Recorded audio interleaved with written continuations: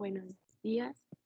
Hoy les vamos a venir a exponer sobre insulina, glucagón y diabetes mellitus del capítulo 79 de la fisiología de Quinto por Ana Sofía Hurtado Vázquez y quien les habla, Sofía Pinilla.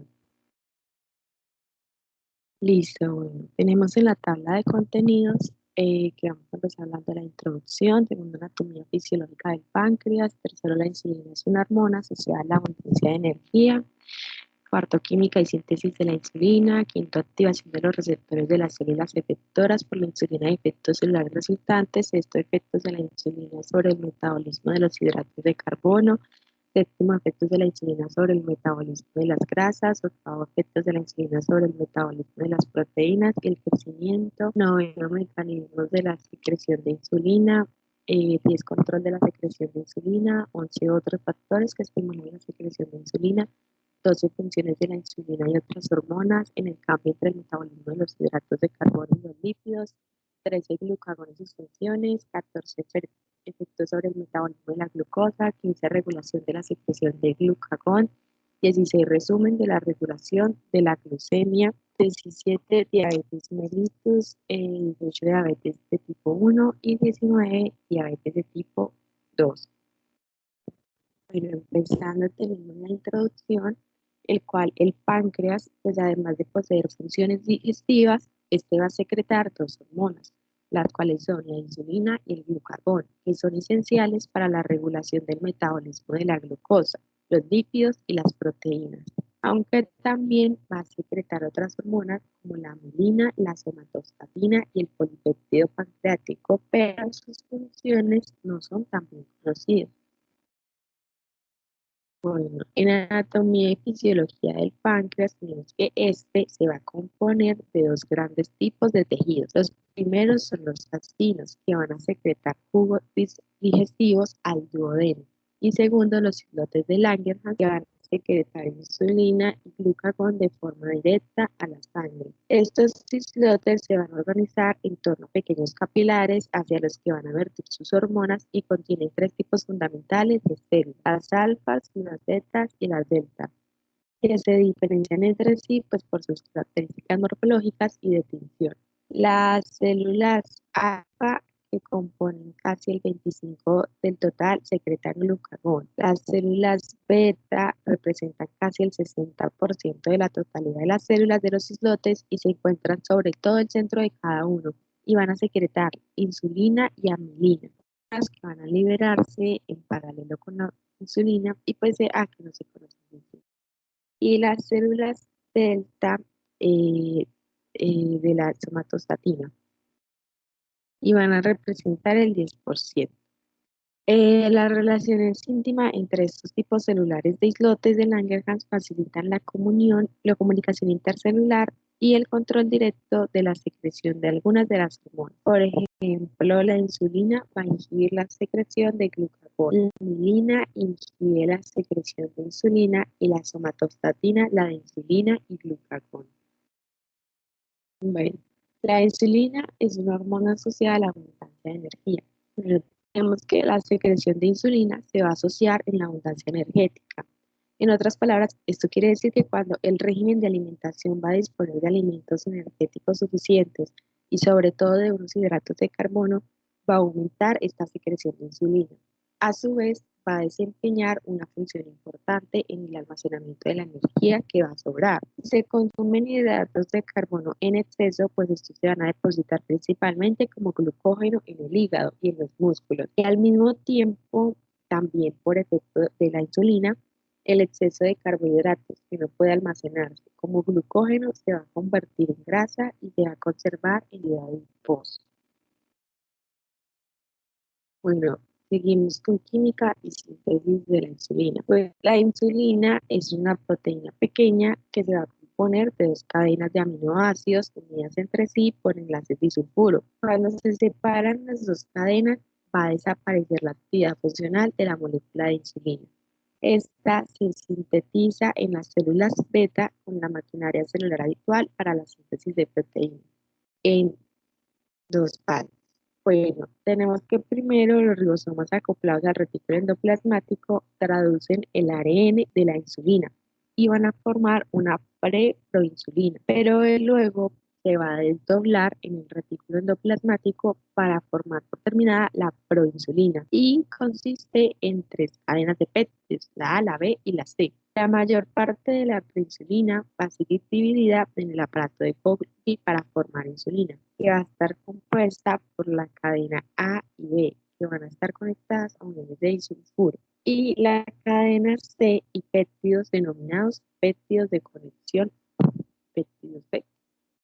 Bueno, la proinsulina y el péptido C van a carecer prácticamente de una actividad insulínica. Sin embargo, este péptido C se va a unir a una estructura de membrana, muy probablemente un receptor de membrana asociado a proteína G, y va a desencadenar la activación de al menos dos sistemas enzimáticos, la sodio-potasio ATPasa y la óxido nítrico sintasa endotelial. La mayor parte de la insulina liberada hacia la sangre va a circular de forma no ligada, con excepción de la parte de insulina que se une a los receptores de las células efectoras. El resto se va a degradar por efecto de una enzima conocida como la insulinasa. Sobre todo está a actuar en el hígado y en menor medida en los riñones y en los músculos, de forma muy ligera en casi todos los demás tejidos.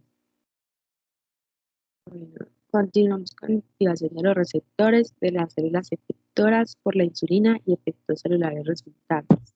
Bueno, aquí el receptor de insulina va a ser una combinación de cuatro subunidades enlazadas a través de puentes disulfuro, dos subunidades alfas que se van a encontrar totalmente fuera de la membrana celular y dos subunidades betas que van a atravesar la membrana y sobresalen en el interior del citoplasma.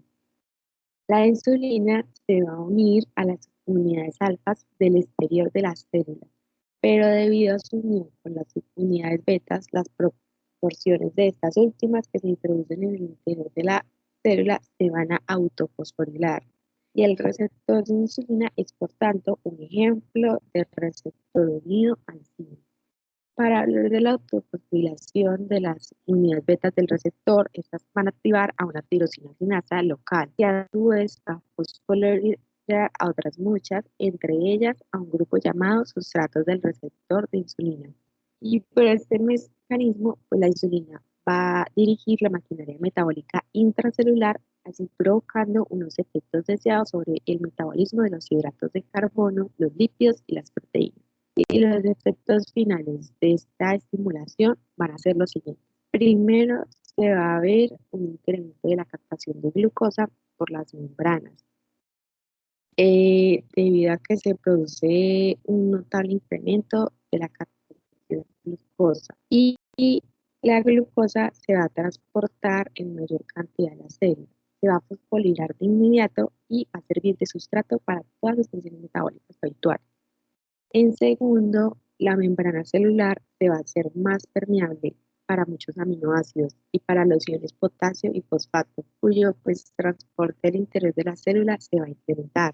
Tercero, pues en los 10 a 15 minutos siguientes se observan efectos más lentos que van a cambiar la actividad de muchas más enzimas metabólicas intracelulares. Y estos efectos se van a deber sobre todo a una variación de la fosforilación enzimática.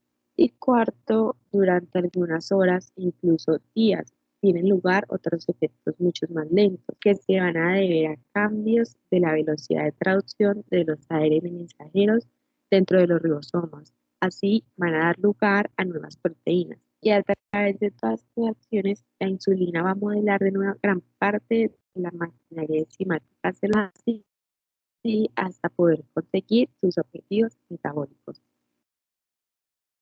Bueno, efecto de la insulina sobre el metabolismo de los hidratos de carbono.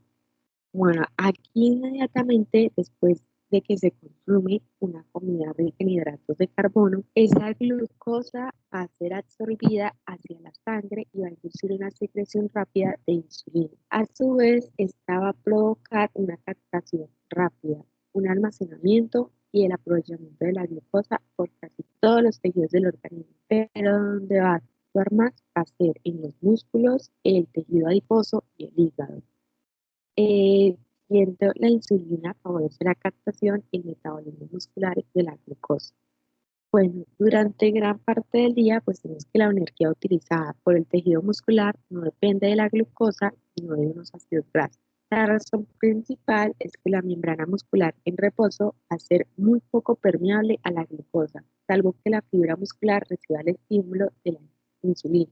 Sin embargo, van a existir dos situaciones en las que el músculo va a consumir mucha glucosa. Una de ellas es el ejercicio moderado e intenso, pero esta utilización de la glucosa no se necesitan grandes cantidades de insulina, porque las fibras musculares que se ejercitan van a ser permeables a la glucosa, aun en ausencia de la insulina, por la simple contracción. Y el segundo situación va a ser en el que el músculo consume mucha glucosa, son las horas siguientes a las comidas. En esta fase, pues la concentración sanguínea de glucosa se va a elevar y el páncreas va a secretar mucha insulina. Entonces, la insulina, por decirlo así, extra va a inducir el transporte rápido de la glucosa al músculo. Por tanto, este utiliza glucosa en lugar de ácidos grasos durante este periodo. Si el músculo no se ejercita después de una comida, pero la glucosa se transporta en abundancia a su interior, la mayor parte de ella va a ser depositada como glucógeno muscular y no se empleará como sustrato energético, hasta un límite del 2 al 3% de su consumo. Bueno, la insulina facilita la captación, el almacenamiento y la utilización de glucosa por el hígado. Bueno, uno de los efectos pues, más importantes de la insulina va a ser el depósito casi inmediato de glucógeno en el hígado a partir de casi toda la glucosa absorbida después de una comida. Más tarde, entre las comidas, cuando ya no se dispone de alimento y la glucemia empieza a descender, la secreción de insulina va a disminuir con rapidez y el glucógeno hepático se va a transformar de nuevo en glucosa y se va a liberar otra vez a la sangre para evitar que la glicemia descienda demasiado. El mecanismo por el cual la insulina pues va a solicitar esa captación y depósito de glucosa en el hígado comprende varias etapas casi simultáneamente. La insulina va a inactivar a la fosforilasa hepática, la enzima principal que es la encargada de degradar ese glucógeno hepático a transformarlo en glucosa. Bueno, tenemos tres pasos. El primero, la insulina aumenta la captación de la glucosa sanguínea por el hepatocito. Para ello va a necesitar un incremento de la actividad de la enzima glucosinasa, que es una de las enzimas que causan la fosforilación inicial de la glucosa tras su introducción al hepatocito. En segundo, tenemos que la glucosa, una vez fosforilada, va a quedar atrapada de forma transitoria dentro del hepatocito, porque la glucosa fosforilada no puede difundir de nuevo fuera de la membrana celular. Y tercero, la insulina va a fomentar asimismo la actividad de las enzimas favorecedoras de la síntesis de glucógeno, en particular de la glucógeno sintetasa. Esta es la responsable de la polimeración de las monosacáridos para formar moléculas de glucógeno. Y el hígado va a liberar glucosa entre las comidas. Bueno, pues cuando termina una comida y la glucemia empieza a descender hasta alcanzar cifras bajas, van a suceder varios acontecimientos por los que el hígado va a volver a liberar glucosa. Una, el primero es que el descenso de la glucemia hace que el páncreas va a reducir la secreción de insulina. Segundo, la falta de insulina va a interrumpir la nueva síntesis de glucógeno en el hígado y va a evitar una captación de nuevas moléculas de glucosa sanguíneas por el hígado. Tercero, va a haber una falta de insulina activa a la enzima fosforilasa, que va a producir la degradación de glucógeno a glucosa fosfato. Bueno, continuando como la insulina favorece la conversión del exceso de glucosa en ácidos grasos e inhibe la glucogenia hepática. Cuando la cantidad de glucosa que entra al hepatocito es superior a la que se puede depositar como glucógeno o utilizar para su metabolismo local en el hígado, la insulina va a favorecer la conversión de todo este exceso de glucosa en ácidos grasos. Luego, estos ácidos grasos se empaquetan como triglicéridos, lipoproteínas de muy baja densidad que son transportadas por la sangre en tejido adiposo para depositarse como una grasa. Bueno, falta de efecto de la insulina sobre la captación y utilización de glucosa por el encéfalo. Las células del encéfalo se van a diferenciar mucho de casi todos los demás tejidos del organismo. Aquí la insulina va a ejercer un escaso efecto sobre su captación o utilización de la glucosa. Las células encefálicas van a ser permeables a la glucosa y pueden aprovecharla sin intermediación de la insulina.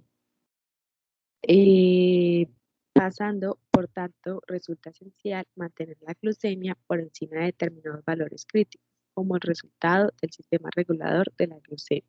En efecto de la insulina sobre el metabolismo de los hidratos de carbono en otras células, pues la insulina va a favorecer el transporte de glucosa y su utilización por casi todas las demás células del organismo, con excepción de las encefálicas, como ya había anterior, y de la misma manera que modifica el transporte y el uso de glucosa por las células musculares. Por tanto, la insulina va a fomentar de forma indirecta el depósito de grasa en estas células.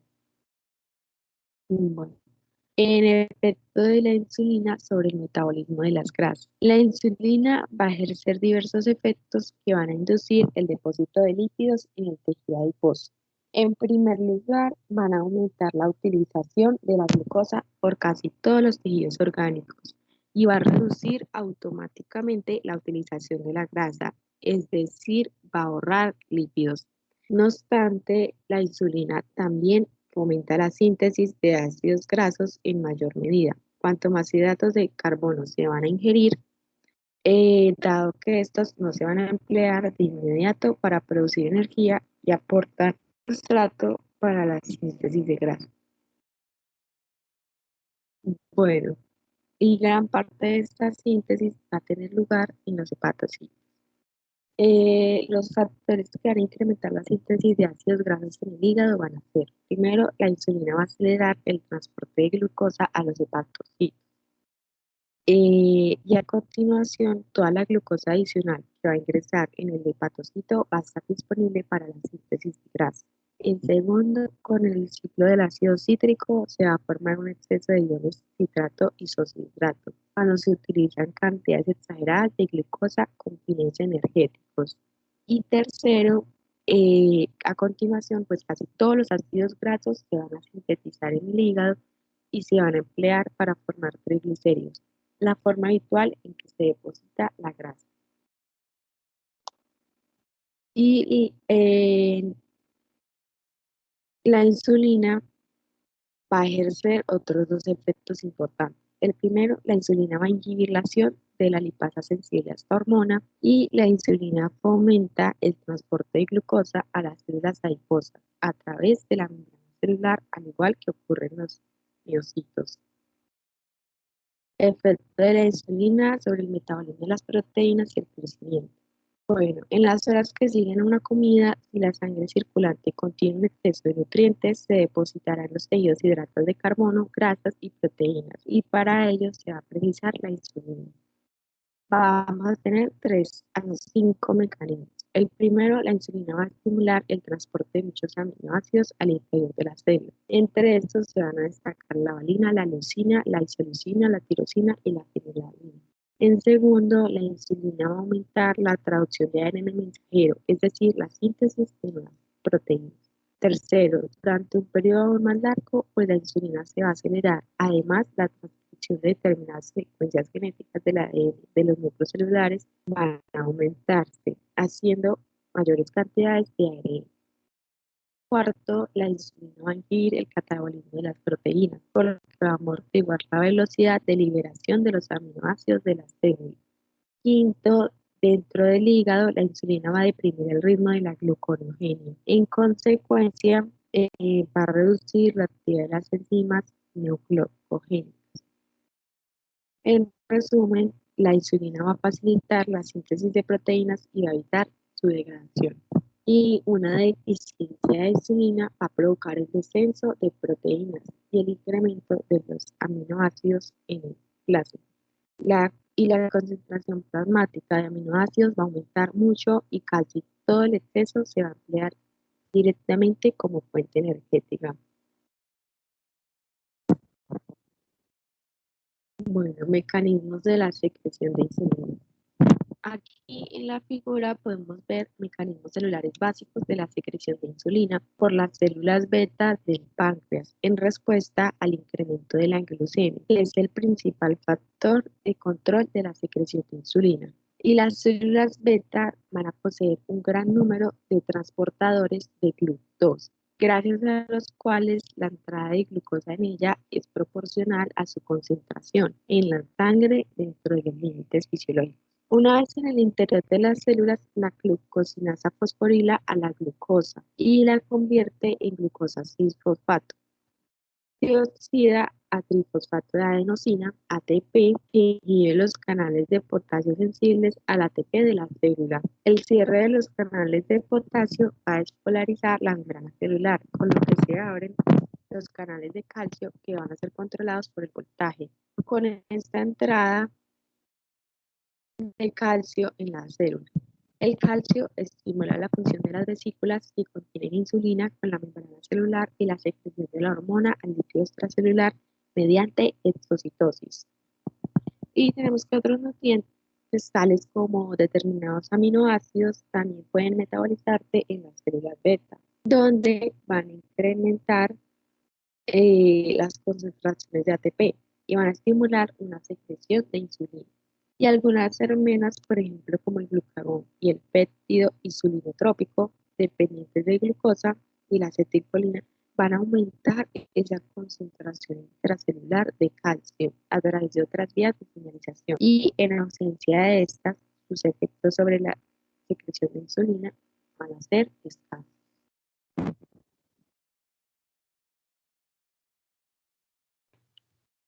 El control de la secreción de insulina.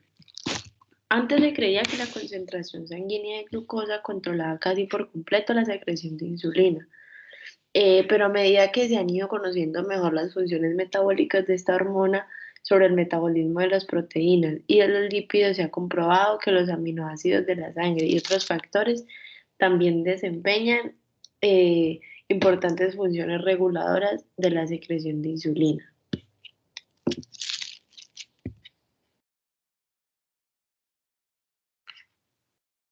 El aumento de la glucemia estimula la secreción de insulina.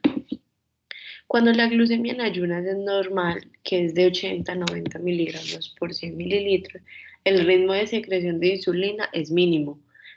Pero si la glucemia aumenta de forma repentina hasta 2 o 3 veces el valor normal y se mantiene así, la secreción de insulina experimenta un ascenso que se da en 2 etapas. La primera es la concentración plasmática de insulina, se eleva casi 10 veces en los 3 a 5 minutos siguientes al incremento brusco de la glucemia a causa de la liberación inmediata de la insulina. Este alto ritmo inicial de secreción no se mantiene, pues ya que la concentración de insulina desciende hasta valores intermedios en un plazo de 5 a 10 minutos. Y segundo, aproximadamente 15 minutos después del estímulo, la secreción de insulina aumenta por segunda vez y lo que hace es alcanzar una meseta en las 2 a 3 horas siguientes. En esta ocasión con un ritmo de secreción aún mayor que el de la fase inicial. Esa secreción se debe tanto a la liberación adicional de la insulina previamente formada como a la activación del sistema enzimático que sintetiza y secreta nueva insulina. Ahora la retroalimentación entre la concentración sanguínea de la glucosa y la tasa de secreción de insulina. Conforme aumenta la concentración sanguínea de glucosa por encima de 100 miligramos por mililitro de sangre, el ritmo de secreción de insulina se eleva con rapidez, hasta alcanzar máximos del orden de 10 a 15 veces los valores basales para glucemias. El incremento de la secreción de insulina tras un estímulo de glucosa es espectacular, tanto por su rapidez como por la elevada secreción alcanzada. La secreción de insulina se inactiva casi con la misma celeridad a los 3 a 5 minutos del regreso de la glucemia a los valores de ayuno Esta respuesta de secreción de insulina al ascenso de la glucemia constituye un mecanismo de retroalimentación sumamente importante para regular la glucemia. Hay otros factores que estimulan la secreción de insulina, como los aminoácidos, hormonas gastrointestinales, otras hormonas y el sistema nervioso autónomo. Ahora las funciones de la insulina y otras hormonas en el cambio entre el metabolismo de los hidratos de carbono y los lípidos. La insulina fomenta la utilización de los hidratos de carbono con fines energéticos y reduce el uso de los lípidos. Inversamente, la falta de insulina favorece la utilización de los lípidos y la exclusión de la glucosa, excepto por el tejido encefálico. La señal que controla este mecanismo de cambio es la concentración sanguínea de glucosa. Si la glucemia desciende, se suprimirá la secreción de insulina y los tejidos utilizarán las grasas con fines energéticos, con excepción del encéfalo. Si la glucemia asciende, se estimulará la secreción de insulina y utilizarán los hidratos de carbono en lugar de los lípidos. El exceso de glucosa sanguínea se depositará en forma de glucógeno hepático, grasa hepática y glucógeno muscular. Por tanto, una de las funciones más importantes de la insulina corporal consiste en controlar cuál de estos dos alimentos será utilizado en uno u otro momento con fines energéticos. Como mínimo se conocen cuatro hormonas que también influyen en este mecanismo de cambio. Está la hormona del crecimiento de la adenohipófisis, el cortisol de la corteza suprarrenal, la adrenalina de la médula suprarrenal y el glucagón de las células A de los islotes pancreáticos de Langerhans. Tanto la hormona del crecimiento como el cortisol se liberan en respuesta a la hipoglucemia y ambos inhiben la utilización celular de la glucosa, mientras que fomentan el uso de los lípidos. La adrenalina resulta muy necesaria para elevar la glucosa plasmática en los periodos de estrés, cuando se excita el sistema nervioso simpático. La adrenalina opera de forma distinta a otras hormonas, puesto que ésta aumenta al mismo tiempo la concentración plasmática de los ácidos grasos. La causa de estos efectos son porque la adrenalina ejerce un efecto glucogenolítico muy potente en el hígado y a los pocos minutos liberan grandes cantidades de glucosa a la sangre y también porque posee un efecto lipolítico directo sobre las células adiposas, activa la lipasa sensible a la insulina de los tejidos adiposos y provoca un gran incremento de la concentración sanguínea de ácidos grasos. El glucagón y sus funciones. Bueno, el glucagón es una hormona secretada por las células A de los islotes de Langerhans cuando disminuye la glucemia y cumple varias funciones diametralmente opuestas a las de la insulina. Las más importantes, la más importante de ellas consiste en elevar la concentración sanguínea de glucosa, efecto contrario al de la insulina. Como la insulina, el glucagón es un polipéptido grande. Bueno, los efectos sobre el metabolismo de la glucosa. Los principales efectos del glucagón sobre el metabolismo de la glucosa consisten primero la degradación del glucógeno hepático, que es la glucogenólisis, y como segundo, aumento de la glucogenia hepática. Estos dos aumentan mucho la disponibilidad de glucosa hacia los demás órganos. Ahora el glucagón provoca glucogenólisis y aumenta la glucemia. El efecto más espectacular del glucagón consiste en estimular la glucogenólisis hepática que a su vez aumenta la glucemia en unos minutos. Esta secuencia sigue una cascada compleja de acontecimientos que están enumerados de 1 a 8. Empezando, primero el glucagón activa a la adenilato ciclasa de la membrana de los hepatocitos.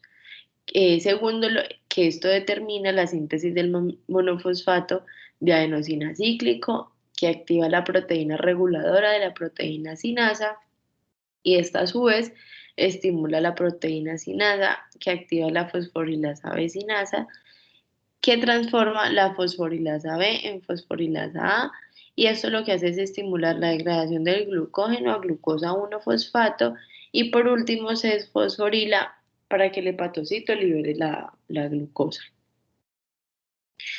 Esos pasos son muy importantes porque es una de las mejor conocidas de todas las funciones del monofosfato cíclico de la adenosina en su papel como segundo mensajero y pone de relieve un sistema de cascada en el que cada producto sucesivo se fabrica en cantidad superior a la de su precursor. Ahora, el glucagón fomenta la gluconeogenia. Aún después de agotar todo el glucógeno hepático, la infusión continua del glucagón sigue provocando hiperglucemia. Esta hiperglucemia se debe a que el glucagón estimula la velocidad de absorción de los aminoácidos por los hepatocitos y la conversión posterior de muchos de ellos en glucosa a través de la gluconeogenia. Este efecto obedece a la activación de numerosas enzimas necesarias para el transporte de los aminoácidos y para la gluconeogenia. Otros efectos del glucagón. Casi todos los demás efectos del glucagón se manifiestan solo cuando su concentración aumenta muy por encima del máximo habitual medido en la sangre. Quizás su efecto más importante sea la activación de la lipasa de las células adiposas. También inhibe el depósito de triglicéridos en el hígado, lo que impide la extracción hepática de los ácidos grasos de la sangre. Y con esto la cantidad de ácidos grasos disponible para los demás tejidos del organismo asciende. Las concentraciones elevadas de este también estimulan la contracción cardíaca, aumentan el flujo sanguíneo en algunos tejidos, sobre todo en los riñones, favorecen la secreción biliar e inhiben la secreción de ácido clorhídrico por el estómago. Ahora la regulación de la secreción de glucagón. La hiperglucemia inhibe la secreción de glucagón. El factor más importante en el control de la secreción del glucagón es la concentración sanguínea de glucosa. El efecto de la concentración sanguínea de glucosa sobre la secreción del glucagón es exactamente opuesto al que ejerce sobre la secreción de insulina. El descenso de la glucemia desde un valor normal de ayuno de aproximadamente 90 miligramos por 100 mililitros de sangre hasta cifras hipoglucémicas aumenta varias veces la concentración plasmática de glucagón. En cambio, el incremento de la glucemia hasta valores de hiperglucemia reduce el glucagón del plasma. Durante la hipoglucemia se sintetizan grandes cantidades de glucagón, este incrementando a su vez la producción hepática de glucosa y actúa como factor corrector importante de la hipoglucemia. Ahora el incremento de los aminoácidos en la sangre estimula la secreción de glucagón. Las altas concentraciones de aminoácidos en la sangre, como las que ocurren después de una comida rica en proteínas, sobre todo los aminoácidos alanina y arginina, estimula la secreción de glucagón. Este efecto es similar al que los aminoácidos ejercen sobre la secreción de insulina. Así pues, en este caso, las respuestas del glucagón y de la insulina no se oponen. La importancia de la estimulación del glucagón por los aminoácidos radica en que el glucagón fomenta la rápida conversión de los aminoácidos en glucosa y pone más glucosa a disposición de los tejidos. Ahora el ejercicio estimula la secreción de glucagón. El ejercicio agotador cuadruplica o quintuplica la concentración sanguínea de glucagón. No se conocen bien las razones de por qué la glucemia no siempre desciende. Uno de los factores que podrían inducir la secreción de glucagón durante el ejercicio es el incremento de los aminoácidos circulantes. Bueno, la somatostatina inhibe la secreción de glucagón e insulina. La célula E de los islotes de Langerhans secretan la hormona somatostatina, un polipéptido que consta de 14 aminoácidos y que tiene una semivía extraordinariamente corta de tan solo 3 minutos en la sangre circulante. Casi todos los factores relacionados con la ingestión de alimentos estimulan la secreción de somatostatina. Aumento de la glucemia, aumento de los aminoácidos, aumento de los ácidos grasos y aumento de la concentración de varias hormonas gastrointestinales liberadas desde la parte superior del aparato digestivo tras la digestión de alimentos. La somatostatina ejerce numerosos efectos inhibidores. Primero, la somatostatina actúa localmente sobre los propios islotes de Langerhans y reduce la secreción de insulina y de glucagón. Segundo, esta reduce la motilidad del estómago, el duodeno y la vesícula biliar. Y tercero, disminuye tanto la secreción como la absorción por el tubo digestivo. Ahora el resumen de la regulación de glucemia. La concentración de glucosa en la sangre de una persona sana está sometida a un riguroso control, que habitualmente oscila entre el 80 y 90 miligramos por 100 mililitros de sangre por la mañana antes del desayuno y se eleva hasta 120 a 140 miligramos en la primera hora después de una comida. Los sistemas de retroalimentación la devuelven de inmediato a sus valores normales casi siempre a las 2 horas de la última absorción de hidratos de carbono. Durante el estado de ayuno prolongado, eh, la gluconeogenia hepática suministra la glucosa necesaria para el mantenimiento de los valores de ayuno. Los mecanismos implicados en este control son: primero, el hígado funciona como un importante sistema amortiguador de la glucemia cuando la glucemia se eleva hasta la concentración determinada después de una comida y el ritmo de secreción de insulina también asciende hasta 2 o 3 partes de la glucosa absorbida. Segundo, la insulina y el glucagón operan como sistemas de retroalimentación esenciales para mantener la glucemia dentro de sus límites normales. Tercero, en la hipoglucemia grave, el efecto directo del descenso de la glucemia sobre el hipotálamo estimula al sistema nervioso simpático. Y por último, durante unas horas o días, tanto la hormona del crecimiento como el cortisol se liberan en respuesta a la hipoglucemia prolongada. La glucosa es el único nutriente utilizado de forma habitual por el encéfalo, la retina y el epitelio germinal de las gónadas en cantidad suficiente para disponer de energía en cantidades óptimas. Por tanto, el mantenimiento de la glucemia dentro de valores suficientes resulta esencial para aportar nutrición a estos tejidos. La glucemia no se eleva en exceso por varios motivos. Primero, puede ser que la glucosa puede ejercer una presión osmótica intensa en el líquido extracelular y si aumentara hasta los valores exagerados provocaría una importante deshidratación celular. Segundo, cuando la concentración sanguínea de glucosa es excesiva, se produce una pérdida de aquella por orina. Tercero, esta pérdida provoca una diuresis osmótica renal que hace descender los líquidos y electrolitos orgánicos y el ascenso mantenido de la glucemia causa daños en muchos tejidos, sobre todo en los vasos sanguíneos. Ahora la diabetes mellitus. Este es un síndrome caracterizado por la alteración del metabolismo de los hidratos de carbono, las grasas y las proteínas, bien por falta de secreción de insulina, por disminución de la sensibilidad de los tejidos a esta hormona.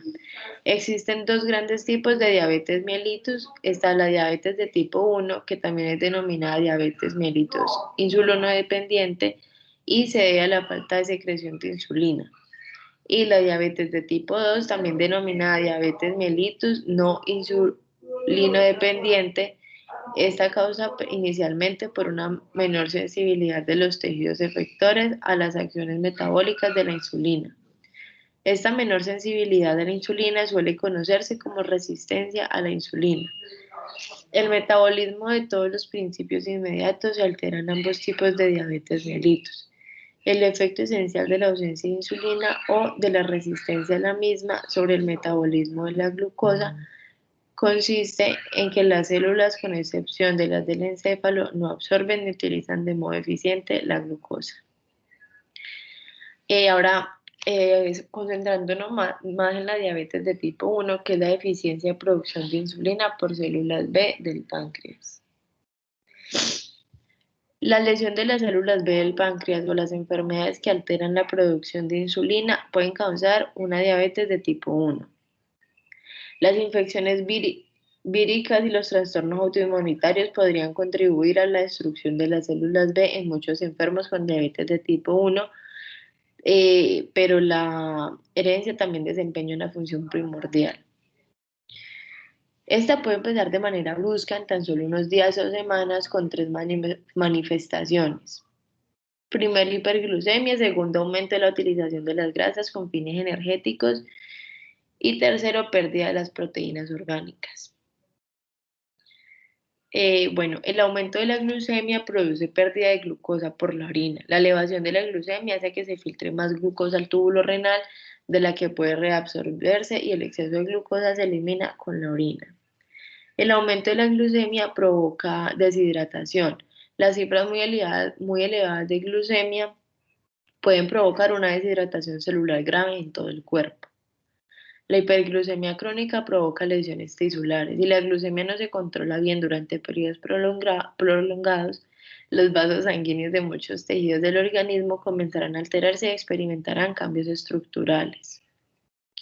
La diabetes mellitus aumenta la utilización de las grasas y produce acidosis metabólica.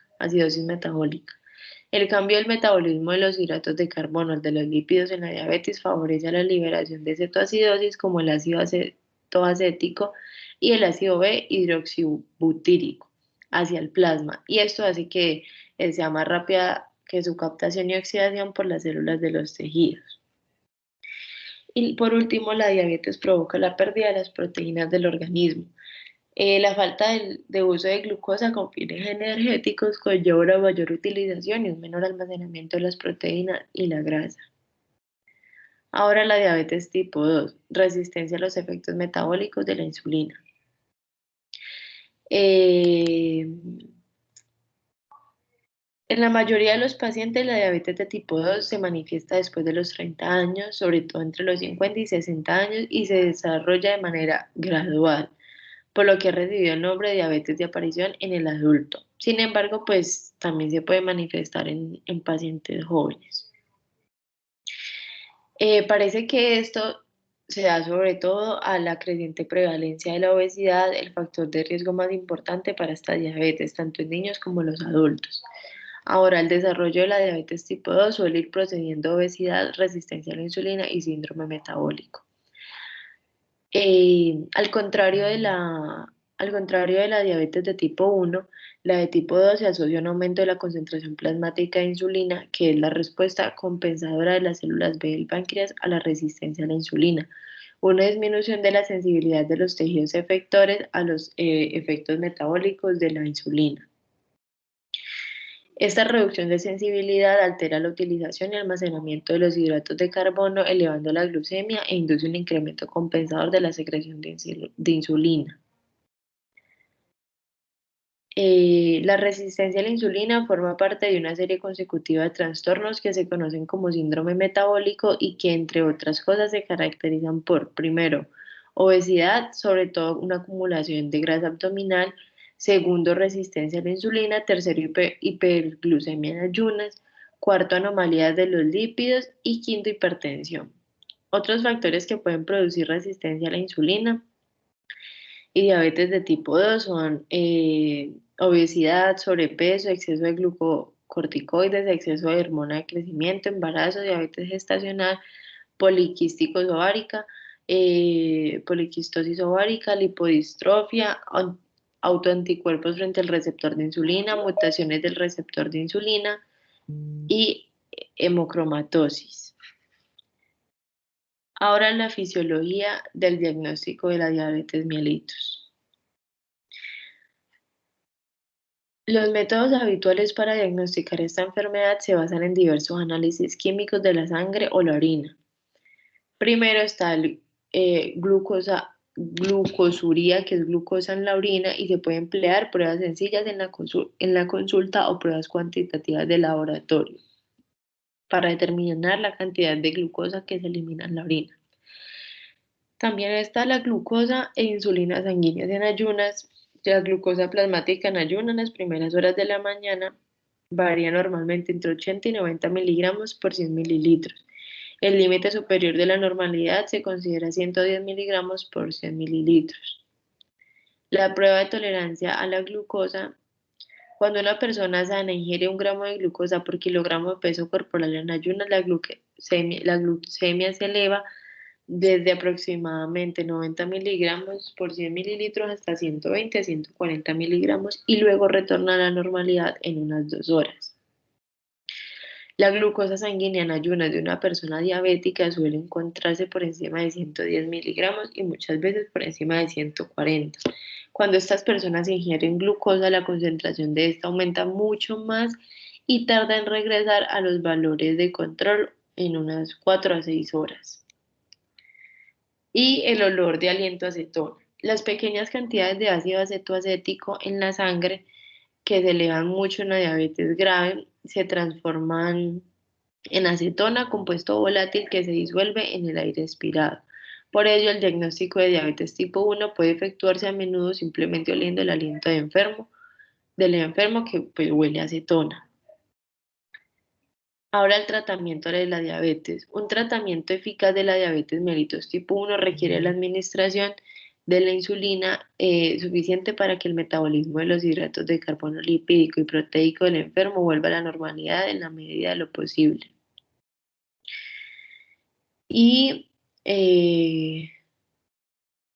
la dieta y el ejercicio se recomiendan a menudo a los enfermos con diabetes de tipo 2, con la idea de que adelgacen y que de ello anule la resistencia a la insulina.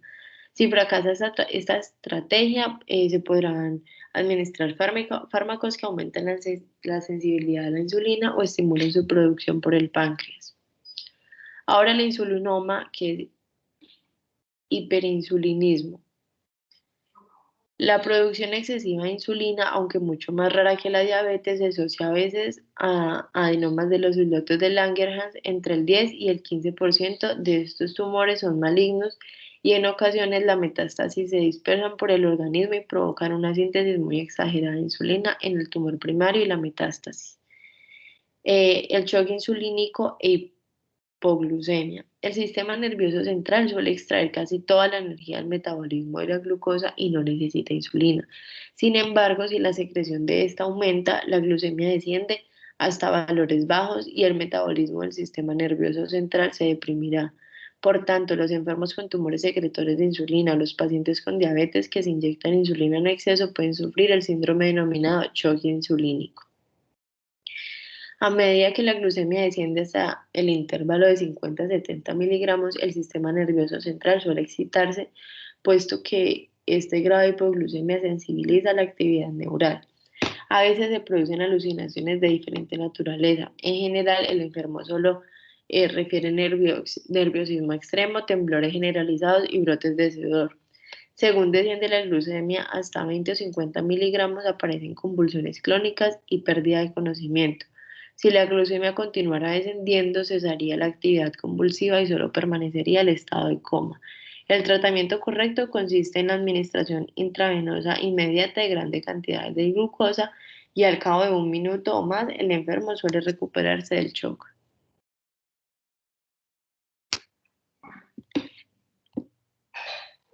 Listo, muchísimas gracias.